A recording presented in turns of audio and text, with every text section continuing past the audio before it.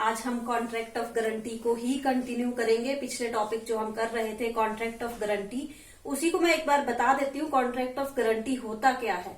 इसमें तीन पार्टीज होती हैं। पहली पार्टी लोन देती है जिसको हम क्रेडिटर बोलते हैं, दूसरी पार्टी लोन लेती है जिसको हम प्रिंसिपल डेटर बोलते हैं, और थर्ड पार्टी श्योरिटी होती है जो कि गारंटी देती है इन केस प्रिंसिपल डेटर अगर अपने लोन की रीपेमेंट नहीं करता है क्रेडिटर को, तो वो रीपेमेंट जो है श्योरिटी के द्वारा की जाएगी।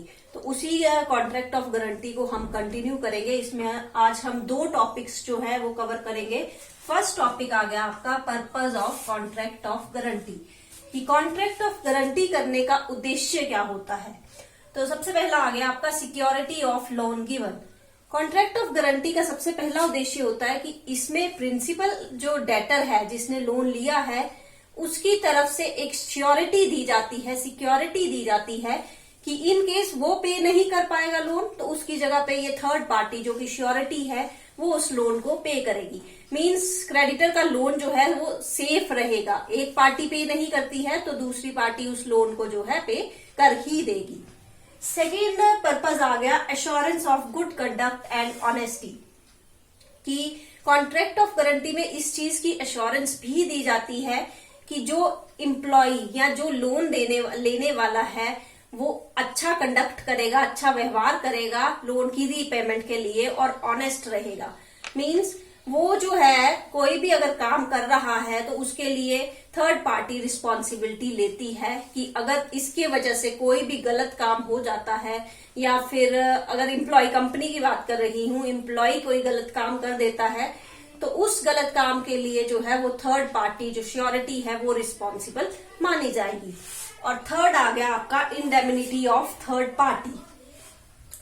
इसमें कॉन्ट्रैक्ट ऑफ गारंटी में जो है आपका कॉन्ट्रैक्ट ऑफ इंडेमनिटी भी कवर किया जाता है। मींस वो भी इसके अंडर आता है। जैसे कि थर्ड पार्टी जो है एक तरह से कॉन्ट्रैक्ट ऑफ इंडेमनिटी होता क्या है कि एक पार्टी दूसरी पार्टी को लॉस होने की केसेस में जो है रीपेमेंट की प्रॉमिस करती है, प्रोटेक्शन की प्रॉमिस करती है। तो इसमें भी वही है कि क्रेडिटर को अगर लॉस होता है तो उस लॉस से प्रोटेक्शन के लिए श्योरिटी जो है गारंटी देता है। श्योरिटी के साथ जो है उसका कॉन्ट्रैक्ट ऑफ इंडेमनिटी होता है, प्रोटेक्शन होती है अगेंस्ट जो लॉस है, उसके अगेंस्ट क्रेडिटर को जो है प्रोटेक्शन मिलती है। तो ये तीन थे आपके कॉन्ट्रैक्ट ऑफ गारंटी के पर्पजेस।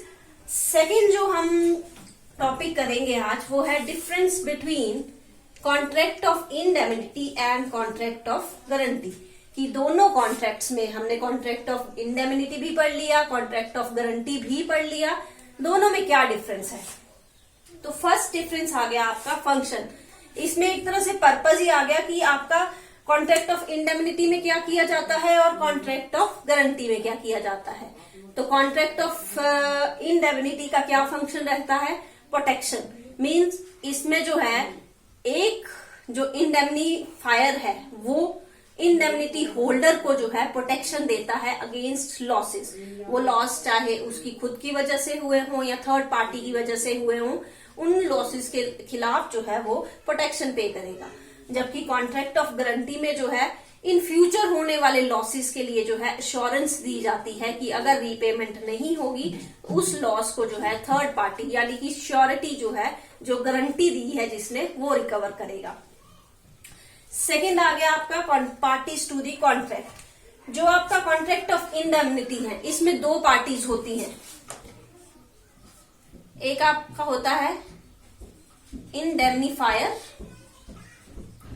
और सेकेंड होता है आपका इंडेमनिटी होल्डर।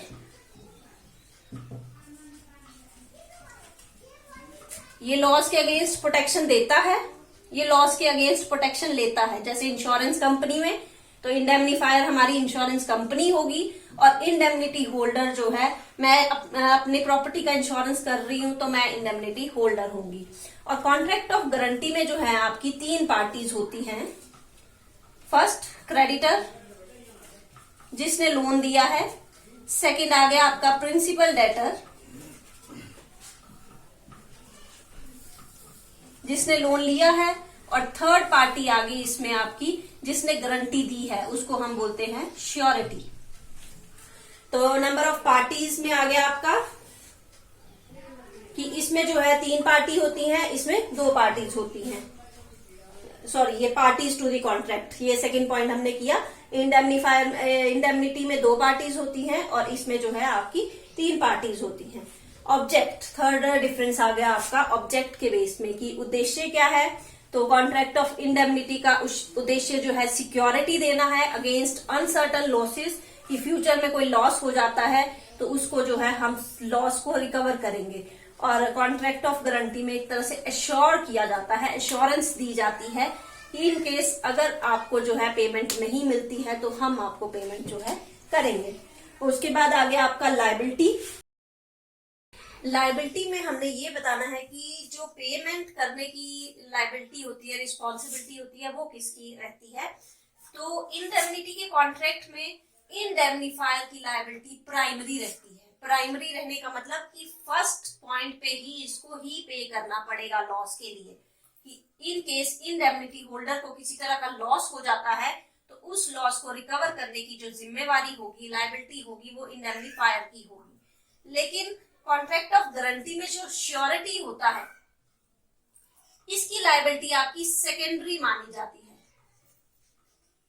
सेकेंडरी मानी जाने का मतलब कि इन केस प्रिंसिपल डेटर ने इसको पेमेंट जो है वो नहीं की, तब जो है श्योरिटी इसको पेमेंट करेगा।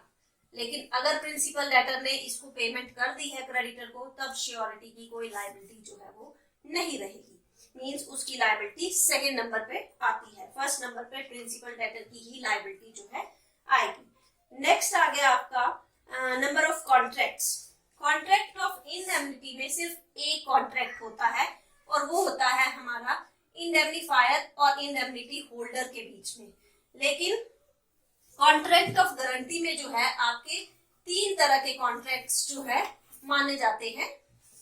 पहला कॉन्ट्रैक्ट होता है आपका क्रेडिटर और प्रिंसिपल डेटर के बीच में। दूसरा कॉन्ट्रैक्ट होता है आपका श्योरिटी और प्रिंसिपल डेटर के बीच में। और तीसरा कॉन्ट्रैक्ट होता है आपका श्योरिटी और क्रेडिटर के बीच में। यानी कि इसमें जो है नंबर ऑफ कॉन्ट्रैक्ट्स 3 होते हैं और इसमें आपका सिर्फ इन दोनों के बीच में जो है वो कॉन्ट्रैक्ट माना जाता है। उसके बाद आ गया स्कोप। इंडेमनिटी का स्कोप जो है वो लिमिटेड है। लिमिटेड होने का मतलब कि इसमें कॉन्ट्रैक्ट ऑफ गारंटी को शामिल नहीं किया जाता, जबकि कॉन्ट्रैक्ट ऑफ गारंटी का स्कोप जो है वो ज्यादा वाइडर है, क्योंकि इसमें गारंटी के साथ साथ, ये मैंने यहाँ पर्पज में बताया था कि कॉन्ट्रैक्ट ऑफ इंडेमनिटी को भी इसमें शामिल जो है किया जाता है। मींस कॉन्ट्रैक्ट ऑफ गारंटी में आपके दोनों कॉन्ट्रैक्ट आते हैं, कॉन्ट्रैक्ट ऑफ गारंटी भी और कॉन्ट्रैक्ट ऑफ इंडेमनिटी भी। उसके बाद आ गया नेचर। कॉन्ट्रैक्ट ऑफ इंडेमनिटी का नेचर जो है वो सिक्योरिटी का है, मींस उसमें सिक्योरिटी दी जाती है लॉस के अगेंस्ट। और कॉन्ट्रैक्ट ऑफ गारंटी का नेचर जो है वो एश्योरेंस का है, कि श्योरिटी एश्योर करता है क्रेडिटर को कि अगर प्रिंसिपल डेटर पेमेंट नहीं करेगा तो ये पेमेंट जो है वो करेगा। उसके बाद आ गया कंसिडरेशन। कॉन्ट्रैक्ट ऑफ इंडेमनिटी में जो कंसिडरेशन है वो इंडेमनिटी होल्डर के द्वारा जो है कॉन्ट्रैक्ट स्टार्ट होते ही पे कर दिया जाता है। फॉर एग्जाम्पल इंश्योरेंस का ही लेती हूँ कि जैसे ही आप अपनी प्रॉपर्टी का इंश्योरेंस करवाते हो तो उसी के साथ साथ आपको प्रीमियम का एज ए कंसिडरेशन जो है वो इंश्योरेंस कंपनी को पे करना पड़ता है। लेकिन इस केस में, कॉन्ट्रैक्ट ऑफ गारंटी के केस में, श्योरिटी को किसी तरह का कंसिडरेशन जो है नहीं मिलता है, वो अपनी इच्छा से ही प्रिंसिपल डेटर के लिए एश्योरेंस देता है। और राइट टू स्यू, इंडेमनीफायर को जो है अपने नाम से किसी थर्ड पार्टी पे जो है केस करने का अधिकार नहीं होता। उसको जो भी केस करने हैं कोर्ट में उस पर्टिकुलर प्रॉपर्टी को लेके, वो इंडेमनिटी होल्डर के नाम से ही करने पड़ेंगे। उसको अधिकार होता है कि वो केस कर सकता है, लेकिन अपने नाम से वो केस जो है नहीं करेगा। उसको इंडेमनिटी होल्डर का नाम यूज करते हुए जो है उन केसेस को करना पड़ेगा। जबकि इसमें श्योरिटी को पूरा अधिकार मिल जाता है कि वो प्रिंसिपल डेटर का नाम यूज ना करे, अपने नाम से ही वो कोर्ट में केस जो है उस पर्टिकुलर लोन को लेके जो है वो केस कर सकता है।